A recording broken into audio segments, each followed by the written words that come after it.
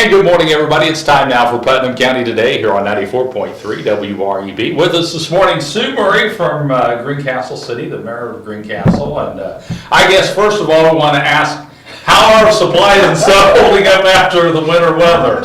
You know, actually, we haven't had a chance to assess, John. Okay. We really haven't. We'll be doing that over these next few days. As you remember, last Friday, there was still a lot of snow that needed to be slush moved and a lot of things like that. And the Public Works folks had to empty out and try to clean out all the catch basins. That's true, because of the melting. Because of the melting. So they haven't had a chance to catch the breath and really assess, how much product did we use. We know that we had some minor repairs along the way that they had to keep up with on a daily basis to run their 24-hour Exactly. shifts, but we haven't gotten the final word on that. The other reason we're going to have to do that in assessing overtime hours and everything else is that if the governor does go ahead and include us in that disaster relief area, that potentially we could get some reimbursement for those extra expenses. And that would be awesome. That would be awesome. A lot of people don't understand that, you've got a set budget, and you try to plan for the best, but then the state comes in, they do their cutting on it, and then you have to make it work. Right. And when you get 12, 13 inches of snow, that's something nobody plans on. Well, the snow was a bad thing, but what really exacerbated that were the cold temperatures. Exactly. And so when you add record amounts of snow with record amounts of cold temperatures, you have a situation where, number one, it's dangerous for employees to be out, but beyond that, the product that they put down has no effect whatsoever. So they're constantly battling ice and snow and ice and snow and... And unfortunately, they didn't win those first couple days because, those temperatures were just extremely cold. Right, and the wind was blowing. Yeah. There was no way to win. But I think the guys and gals down at the Board of Works done a wonderful job. Thank you. I am extremely proud of them. I don't think a lot of people really understand, not only was it the Board of Works, the plow drivers and stuff like that, but you had city firefighters that, had to go out and help people in the weather. You had city police and, everybody pretty well. The water line breaks and stuff like that. A lot of people put in a lot of extra time this last week. An extraordinary amount of extra time. And, the fire department was answering medical runs. We had, fortunately, not too many problems in terms of fires themselves along the way, but we did. Police were out, obviously looking to help people who were stranded, trying to make the best of situations where folks actually needed help because they couldn't get out. I think the thing that was hard for people in general was to realize that until Thursday morning, folks really weren't supposed to be out driving. Exactly. And when people got in trouble and got stuck and got very, very frustrated with what hadn't happened yet on streets, it was really a reminder for them that level 1 warning was there for a reason. Exactly. Schools were closed for a reason. And it really helped when people stayed off the road and gave our folks a chance to work. Well, I think enough about the winter weather. Yes, since it's behind us for right now. It's kind of behind us for right now. Let's move on. We've got a city council meeting coming up tonight, right? And I know a lot of different stuff coming up at this city council meeting. There is. January is always a reorganization meeting, so there are a lot of appointments to make. The council reorganizes themselves and decide who's going to sit and help which department and sit on which committee, and then who from the outside of our population, the city council population, is going to help out with different boards and commissions. So we have that going on. We're also going to be doing some special recognition of some folks for extraordinary acts of bravery back in December on a fire that happened on Alban Pond Road. We're also going to be recognizing someone who spent more than 20 years helping children cross streets safely, and those are always things that I personally enjoy having the chance to do. We also have some things to do for some of our stellar work. We have a new fair housing ordinance that we have to pass, and we passed a similar one a couple of years ago, but some of the verbiage has changed, not the execution in any way, but in order to be in compliance, we have to do that. I'm also bringing a resolution to council to talk about the horrendous impact if the state legislature goes through with eliminating or reducing the business personal property tax, what effect that would have Right. on our ability to fight snowstorms, on our ability to provide police and fire protection. So many things would be affected by that. Because for the city of Greencastle, that represents approximately 20% of our assessed value. Okay. And that's a pretty dramatic loss with no means of recouping. Right. So I think that's something the council hopefully is going to come out against today, and we'll most certainly send that on to our state legislatures. There's a real, as you can imagine, outcrying on the parts of cities and towns Sure. and schools that Exactly. will also be dramatically affected by this. And you know, a lot of people, you know, you hear about budget cuts, but I don't think people really understand how much the state has cut their budget, and that just trickles down to cities and counties. Well, they have, and they're not meeting their projected revenue. Right. You know, which is really a source of consternation for those of us looking at it, because you're not meeting revenues now. We're talking about cutting potential revenues and not offering a source of making it up. So, you know, I think what the governor has said is that he feels it's a real economic development tool, that it will increase the number of companies and industries that look at Indiana. When you look at it from a municipal perspective and you realize what impact it is going to have potentially on your ability to provide services and what it does to parks and recreation and what it does to your roads, people also make decisions to come to communities based on the quality of life they can find. Right.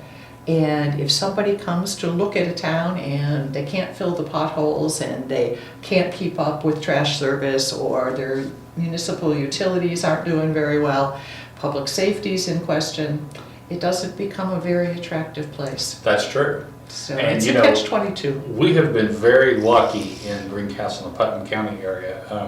You know, a lot of people, we're kind of that in-between community between Terre Haute and Indianapolis. A lot of people move here because they like the rural setting. Right. But we do have a lot of services that we offer. You know, not only, first thing comes to mind, farmers market. Like last year we had the little plots that people could rent. You know, those are just, the Parks and Recreation Department keep things going all the time. You know, and I think a lot of people look at that when they actually do decide, well, you know, Putnam County's not that far to drive to Indianapolis, you know, if they have a job there or Right. something like that. And, you know, that again brings more income tax into the county and the city. Sure it does. Sure it does. So, you know, we have been very blessed with that. We have been fortunate, and up until this point, our industries have done a tremendous amount of investment back into our community. Right. Not just philanthropically, but what they have reinvested in equipment and in their buildings, and taking a chance on a really wonderful workforce that we've been able to provide here. So we have been very fortunate, and we have been able to allow some really impressive quality of life initiatives to happen, and most certainly the kinds of things that the Performing Arts Series at DePaul brings, Exactly. and Tuesday nights at the park through the Civic League, and Wednesday nights at Gobin Church. I mean, Putnam County Playhouse, Yeah. you know, athletic endeavors both at our local high schools and And college, and Ivy Tech. So many things that we have to offer as a community, and I really begin to become frightened that we do have property tax caps pushing us from the top. Right. And there's only so much that you can raise, and there are some things that people are going to have to do without if this kind of legislation actually moves forward. All right. And of course, we encourage people to come out and voice their opinion at the Absolutely. city council meeting as well. Absolutely, and voice opinion on state matters to the state legislature. That's right. They're the ones who can have an impact on what happens. So what else do we have coming up at the council meeting? Really, at the council meeting tonight, I think that about covers it by the time we get through all of that. I will hope to be releasing, and perhaps it's going to be tonight, I've got a few finishing touches to put on it, on the state of the city, and how we ended 2013 and what we can anticipate for 2014. We also have a new website that Yes. we're going to be doing a soft launch on starting on the 21st. Okay. Only city employees and those affected on the inside will be able to get in and make sure it's all working properly and all our connections are in place and we haven't missed any information. But we do hope to go live on February 1st, and I think people will find it's going to be a very interesting website, that it's going to be very user efficient and provide more information than we've ever been able to before. Great.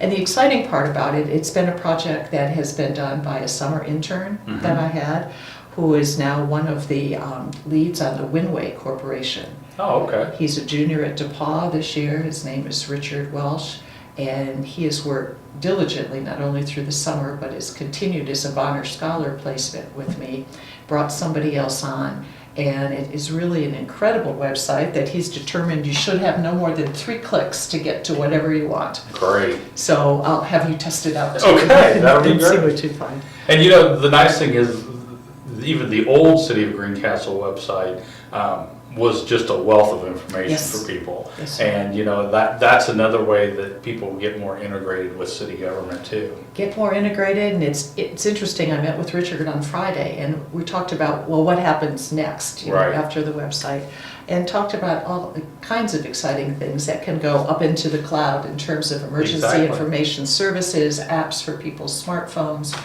Just really exciting time to be able to bring what is pertinent in terms of what's happening in the city to users if they want to find out. And technology is wonderful. As long as it works. As long as it works. As long as it works. Well, one thing we talked about last week during the newscast, you had sent a press release out dealing with utility bills. Right.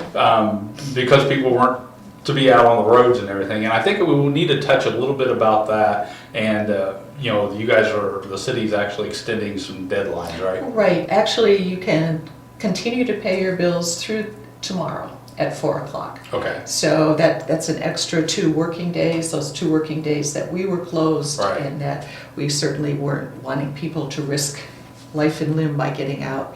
So they do have time to get that back in, and we've also pushed back the turn-off date till next week. All right.